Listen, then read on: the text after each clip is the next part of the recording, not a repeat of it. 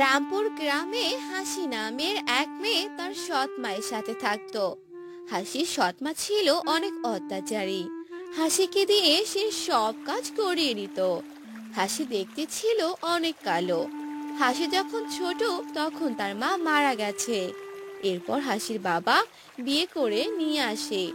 হাসির সে সৎ মা কখনো হাসিকে আপন করে নেয়নি।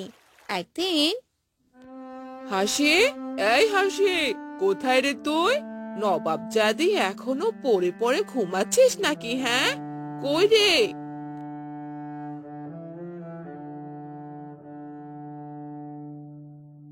হ্যাঁ মা, ডাকছো কেন?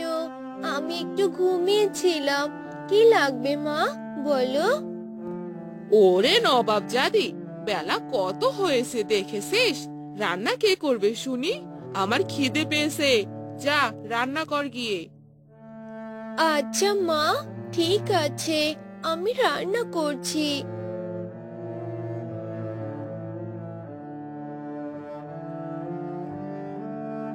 এরপর হাসি রান্না করতে যায়, আর হাসির সৎ মা পায়ের উপর পা দিয়ে খায়। হাসির বাবা শহরে থাকে, সে এ বিষয়ে কিছুই জানতো না। একদিন হাসি রাস্তা দিয়ে হাঁটছিল। তার সাথে গ্রামের এক কাকিমার দেখা হয়। কি রে হাসি, কোথায় যাচ্ছিস? সকাল সকাল তোর এই মুখখানা আমাকে দেখালি? তোর জন্য আমার এখন দিনটাই মাটি হবে। কাকিমা, তুমি কেন এভাবে বলছো? আমি আবার কি করলাম? আমি তো বাজার করতে যাচ্ছি। কি করলি মানে? তোর এই কালো মুখ যে অশুভ রে অশুভ। যা যা, দূর হ এখান থেকে। হাসি অনেক মন খারাপ করে সেখান থেকে চলে যায়। আর গ্রামের কাকিমা রাস্তা দিয়ে যেতে থাকে। হঠাৎ সে পা পিছলে কাদাতে মুখ থুবড়ে পড়ে যায়। এ সি সি সি সি সি, এটা কি হলো? আমার তো পুরো গায়ে কাদা লেগে গেছে। বলেছিলাম না এই মেয়ে অলক্ষণী, এর জন্য আমার আজ এই দশা। এই বলে গ্রামের কাকিমা চলে যায়। গ্রামের সবাই ভাবতো হাসির মুখ অশুভ, কেউ যদি তাকে দেখে তার অমঙ্গল হয়। হাসি পুকুর পাড়ে বসে কাপড় কাচ্ছিল। তখন সেখানে পুকুরের মালিক মোড়ল আসে।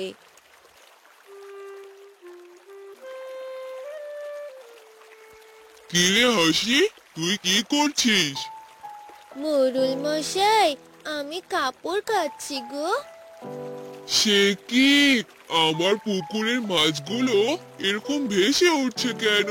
হায় হায়, পুকুরের মাছগুলো যে সব মরে যাচ্ছে। কি রে অলক্ষণী মেয়ে, তুই আমার পুকুরের পাড়ে এসেছিস কেন? আজ তোর জন্য আমার পুকুরে সব মাছ মরে যাচ্ছে। এতদিন শুনেছিলাম, এখন তো নিজ চোখে দেখলাম। দূর হ, দূর হ এখান থেকে। অলক্ষণী একটা মেয়ে নিজের বাপ মাকে খেয়েছে, এখন আমারই জ্বালাতে এসেছে। দূর হ এখান থেকে বলছি।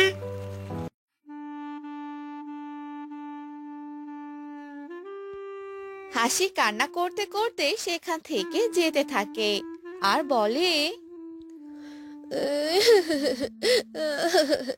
মা, মা, তুমি আমাকে রেখে কেন গিয়েছো মা?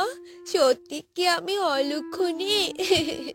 মা, ও মা, তুমি আমাকে নিয়ে যাও মা।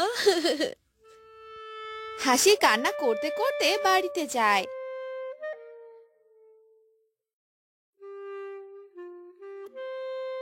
আর সব কাপড় কাচা হয়নি জন্য হাসির সৎ মা অনেক রেগে যায়। হ্যাঁ রে, কোথায় গিয়েছিলি তুই? কাপড় তো দেখছি সব ময়লাই আছে। মা, আমি মোড়ল মশাইয়ের পুকুর পাড়ে কাপড় ধুতে গিয়েছিলাম, কিন্তু ওনার পুকুরে সব মাছ মারা যাচ্ছে। উনি আমাকে অনেক বকাবকি করে তাড়িয়ে দিয়েছে মা। আমি কিভাবে কাপড়গুলো ধুবো মা? তুমি বলো, আমি কিভাবে ধুবো? তোর মতো অলক্ষিনী মেয়েকে গালি দিব না তো কি করব? হ্যাঁ, যা, কিভাবে পারিস কাপড়গুলো ধুয়ে আন। যা বলছি এখান থেকে। এভাবেই হাসি সবার কাছে লাঞ্ছিত হতো। দেখতে দেখতে কয়েকদিন কেটে যায়। গ্রামে একটার পর একটা অঘটন হতে থাকে, আর সব দোষ হাসির হয়। একদিন গ্রামের সবাই মোড়লের বাড়িতে গিয়ে বিচার দেয়, আর মোড়ল গ্রামবাসীরা মিলে হাসিদের বাড়িতে আসে। মোড়ল রোহিণীকে ডাকতে থাকে। রোহিণী, এই রোহিণী, বাড়িতে আছো?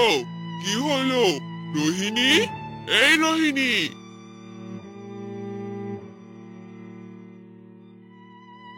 কে কে ডাকছে? ও মোড়ল মশাই, এ কে? গ্রামের সবাই আমার বাড়িতে কেন?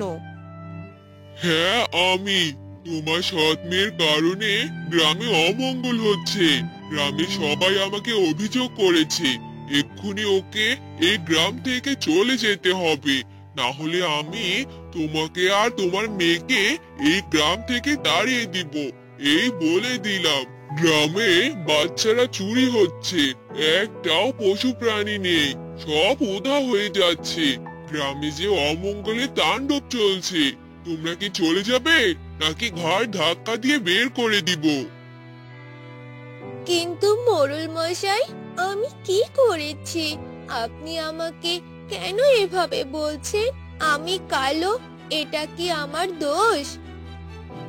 চুপ অলক্ষণী, একটা কথা বলবি না। এই, সোজা আঙ্গুলে ঘি উঠবে না, ওদের তাড়িয়ে দাও। না না মোড়ল মশাই, আমাকে তাড়িয়ে দিবেন না। এই অলক্ষিনী মেয়ে, তোর জন্য কত বড় কথা শুনতে হচ্ছে। যা, এই গ্রাম থেকে বের হয়ে যা বলছি। মাটাকে তো খেয়েছিস, এখন আমাদের সবাইকে খাবি নাকি?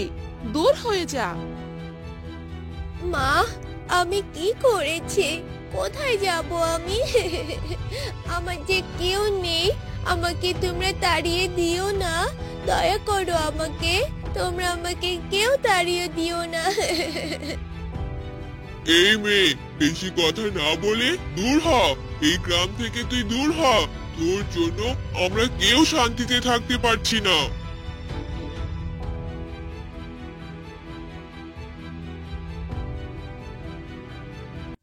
সবাই অনেক রাগারাগি করে হাসিকে গ্রাম থেকে তাড়িয়ে দেয়। হাসি কান্না করতে করতে বলে, হে খোদা, তুমি আমাকে কেন কালো বানিয়েছো? আমি কেন এত অলক্ষণী? আমি কি সত্যি অলক্ষণী? আমি তোমার কি ক্ষতি করেছিলাম? মা, মা, তুমি আমাকে নিয়ে যাও মা।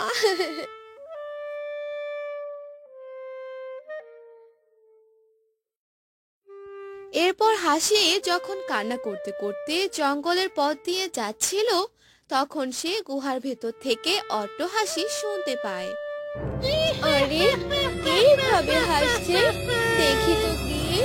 ওই গুহা থেকে হাসি শব্দ আসছে মনে হয়।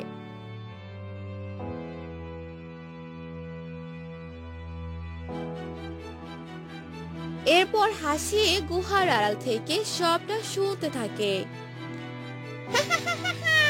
কে মনে করেছে এই গ্রামের মানুষকে শান্তিতে থাকতে দেব না? আমার মরিচ গাছে 60টা মরিচ হয়ে গেছে। শুধু আজ রাতের অপেক্ষা, এরপর এই গ্রাম আমার।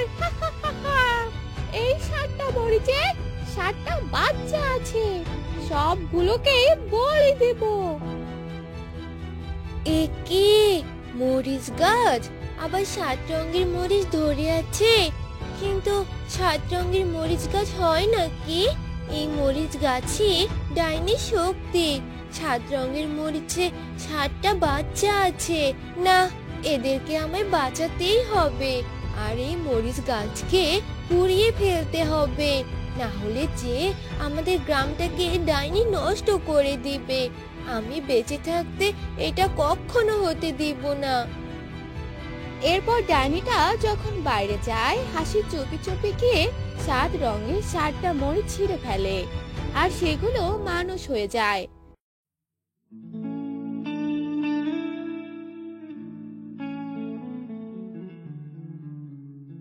ডাইনি টের পেয়ে তার গুহায় আসে। এই এই, কে রে তুই? আমার শক্তি নষ্ট করছিস? আমার 7 রঙের মরিচ কোথায় গেল? ডাইনি যখন এসব বলছিল, হাসি মরিচ গাছে আর ডাইনির গায়ে আগুন লাগিয়ে দেয়। ডাইনি সেখানেই মারা যায়। এরপর হাসি সে বাচ্চাগুলোকে গ্রামে নিয়ে গিয়ে তাদের মায়ের কাছে ফিরিয়ে দেয়। গ্রামের সবাই অনেক লজ্জিত হয়, তারা তাদের ভুল বুঝতে পারে। এরপর হাসি তার সৎ মায়ের সাথে বাড়িতে ফিরে যায়। হাসির সৎ মা তাকে আর অত্যাচার করে না, নিজের মেয়ের মতোই ভালোবাসে।